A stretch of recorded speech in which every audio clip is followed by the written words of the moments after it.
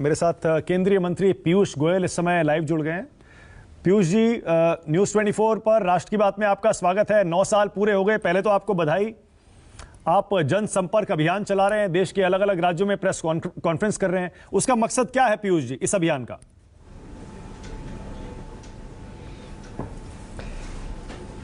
भारत की जनता ने प्रधानमंत्री नरेंद्र मोदी जी को 2 अवसर 2014 और 2019 में पूर्ण बहुमत के साथ देश की जनता की सेवा करने के लिए दिए।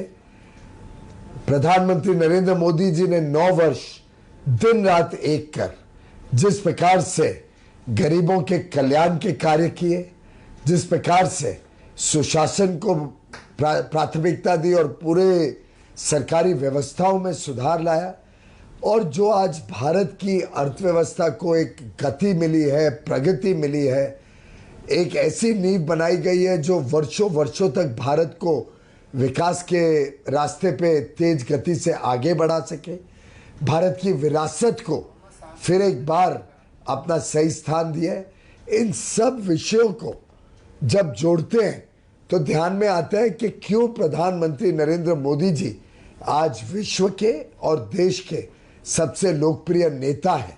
तो ये 9 वर्ष एक प्रकार से भारत की जनता को समर्पित रहे हैं, और 9 वर्ष में जो हमें सेवा करने का मौका दिया भारत के लोगों ने, उसकी कृतज्ञता व्यक्त करने के लिए हम देश भर में जनता के पास जा रहे हैं। ओके, अब पीयूष जी 9 साल हो गए हैं। मुझे पता है बड़ा क्लीशेड सा सवाल है, लेकिन फिर भी आज पूछना बनता है क्योंकि आपकी सरकार की 9वीं सालगिरह है। इन 9 सालों में जो कुछ आप करना चाहते थे अपने दूसरे कार्यकाल में, क्या वो सब कर पाए हैं?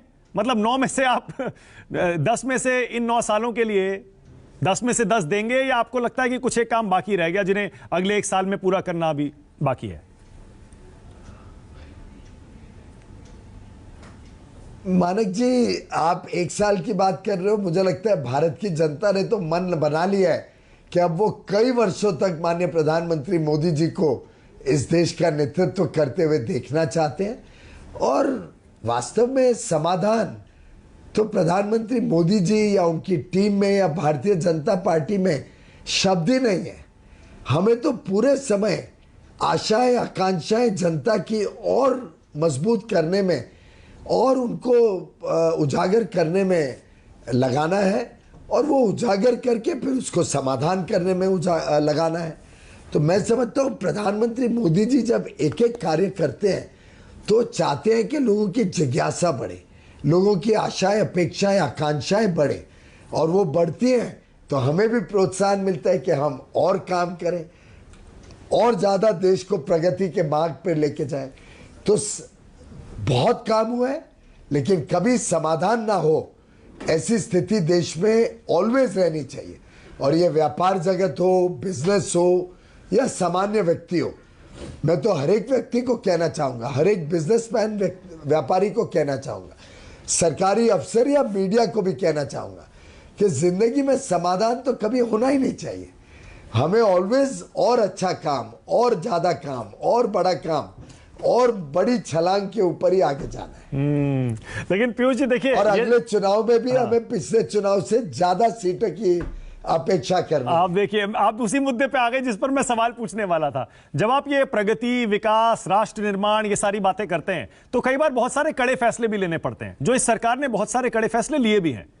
ऐसे में जब बीच बीच में ये चुनावी नतीजे आते हैं, जैसे हिमाचल कर्नाटक आप हारे, जिसको विपक्ष बार बार गिनाता भी है, क्या उससे फिर आपके विजन में, नीति में फर्क आता है? क्या कुछ ट्वीकिंग करनी पड़ती है? क्या बदलाव करने पड़ते हैं? क्या मुझे कई बार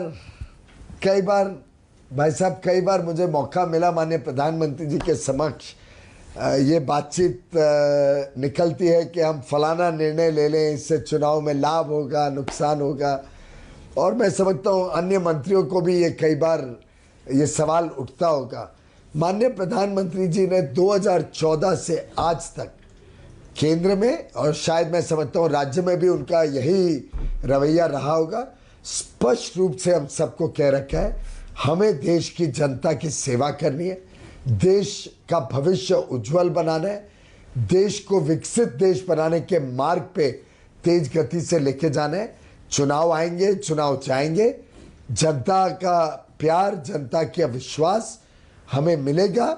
हमें अपने मार्ग पे कठोर रहना है और देश के हित के काम करने हैं। चुनाव के हिसाब से हमें कोई काम नहीं करना। कोई चुनाव में हम जीतते हैं, कोई में हारते हैं। अब राज्य सरकारों के अलग अलग विषय होते हैं, कई बार राज्य में अलग अलग परिप्रेक्ष्य बन जाता है, पर मैं समझता हूँ केंद्र का जब हिसाब किताब लिया जाए तो जनता के काम इतने बड़े पैमाने पे हुए और आगे भी हमारी योजनाएं इतनी बड़ी हैं देश को विकास के मार्ग पे गति, तेज गति देने की, कि मुझे पूरा विश्वास है कि भारत की जनता, और आपने सुना होगा पुरानी बात कि जनता है जो सब जानती है, और इसी को हमने अपना धर्म माना है।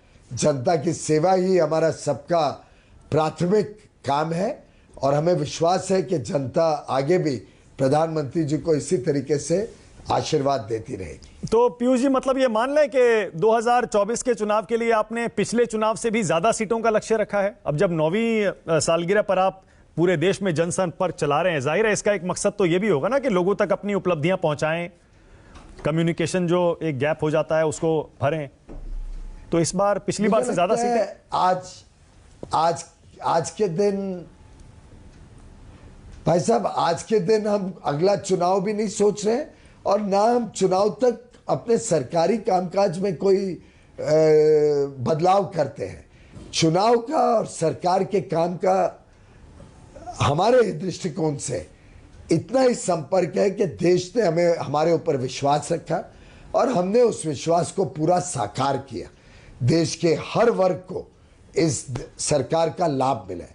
देश के गरीब से गरीब व्यक्ति तक ये सरकार ईमानदारी से बिना भेदभाव के विकास पहुंचा पाई है। करोड़ों देशवासियों को जीवन बदलने का एक मौका मिला। उनको घर मिला मुफ्त में, शौचालय मिले, बिजली कनेक्शन मिली, कुकिंग गैस मिला, अच्छी शिक्षा मिल रही है, मुफ्त में स्वास्थ्य सेवा मिल रही है। कोविड जैसी महामारी में अनेक प्रकार की स्वास्थ्य की सेवाओं का इंफ्रास्ट्रक्चर बढ़ाया गया। कोविड की वैक्सीन बनी, 220 करोड़ कोविड की वैक्सीन मुफ्त में दी गई। जिस प्रकार से ऑक्सीजन को उपलब्ध कराया गया, कोविड के समय अर्थव्यवस्था को जो मजबूती लाई गई, आत्मनिर्भर भारत को लेके हम आगे चले। पीएलआई स्कीम्स जाके भारत में उत्पादन हो, नए नौकरी और काम के अवसर मिले, उद्योजकों को मौका मिले, अर्थव्यवस्था मजबूत हो, विश्व के साथ संबंध अच्छे हो। मैं गिनाने जाऊं तो मुझे लगता है रात तक मैं पूरा नहीं कर पाऊंगा। इस देश में ऐसा अभूतपूर्व काम हुआ है और ये जनता की आशा अपेक्षा के अनुकूल हुआ है और उसी को लेके हम जनता को अपने कामों के बारे में अवगत कराने निकले। अच्छा, अब ये मौका मिला है तो पीयूष जी कुछ थोड़ा सा ये भी बता दीजिए, इस सरकार ने इन 9 सालों में कई बार सरप्राइज किया है। प्रधानमंत्री ने बहुत शौक दिए हैं मीडिया को भी, देश को भी, सबको भी। तो अब जो 1 साल बचा है उसमें भी कुछ सरप्राइजेस बाकी हैं क्या? डिटेल्स मत बताइए, पर ये तो थोड़ा सा इशारा तो कर ही सकते हैं। मुझे लगता है प्रधानमंत्री जी ने आज तक कोई शौक नहीं दिया। जो काम देश हित में है वो काम किए हैं। अब कोई गलत काम करे उसको जरूर वो शौक लग सकता है पर मैं समझता हूं ईमानदार लोग कभी प्रधानमंत्री जी के काम से असंतुष्ट नहीं हुए। ईमानदार लोगों को कभी कोई शौक नहीं लगा। ईमानदार लोगों को तो उल्टे अच्छा लगा कि देश ईमानदारी के राह पे तेजी से आगे बढ़ रहा है। ओके, बहुत धन्यवाद Piyush ji, thank you so much. एक बार फिर से बधाई सरकार के 9 साल पर। अब देखते हैं कि बाकी 1 साल में, जैसे मैंने यहीं छोड़ दिया, कौन कौन से सरप्राइजेस और आने वाले हैं। और उसके बाद आ जाएगा 2024 का लोकसभा चुनाव। जाते जाते आचार्य जी एक कमेंट आपसे, क्योंकि आपकी बारी रह गई थी। क्या लग रहा है आचार्य जी इस बार? मैं वापस उसी पे आ रहा हूं, एमपी, राजस्थान, छत्तीसगढ़। राजस्थान पर मुझे पता है कि आप थोड़ा सा धर्म संकट में फंस जाते हैं। मध्य प्रदेश और छत्तीसगढ़ में आचार्य जी आपका क्या टेक है, क्या होने वाला है? देखिए मानक, धर्म संकट कोई भी नहीं है। सच को सच कह दो तो धर्म संकट काहे का, झगड़ा खत्म हो जाता है उसी समय। धर्म संकट उत्पन्न होता है जब हम सच को छुपाना चाहते हैं और झूठ को थोपना चाहते हैं। तो अभी मैं केंद्रीय मंत्री जी को सुन रहा था, वो अपनी अच्छाइयाँ गिना रहे थे, उन्हें गिनाने का पूरा हक है, लेकिन मुझे नहीं लगता कि 9 साल पहले जिन उम्मीदों से बीजेपी की सरकार देश में बनाई गई थी उन उम्मीदों पे सरकार खरी उतरी है। दूसरा, जब राज्यों के चुनाव होते हैं तो मुद्दे दूसरे होते हैं, परिस्थितियां दूसरी होती हैं, पॉलिटिकल एटमॉस्फेयर दूसरा होता है। जब देश का चुनाव होता है तो परिस्थितियां दूसरी होती हैं। तो अभी जो चुनाव आने वाला है वो छत्तीसगढ़ आ रहा है, राजस्थान आ रहा है, मध्य प्रदेश आ रहा है, लेकिन हमारे लिए अच्छी बात यह है कि हमने अभी हिमाचल इनके हाथ से छीना है, अभी कर्नाटक छीना है। अब देखना यह है कि क्या हम छत्तीसगढ़ में और राजस्थान में दोबारा लौट पाते हैं। इसके लिए हमें मेहनत करनी होगी। और ये जो राजस्थान का इशू है, मैं कांग्रेस नेतृत्व से भी ये अपेक्षा करूंगा और कांग्रेस के सभी नेताओं से कि थोड़ा इसमें और गंभीरता से इसमें इन्वॉल्व होकर के इसको सुलह कराएं।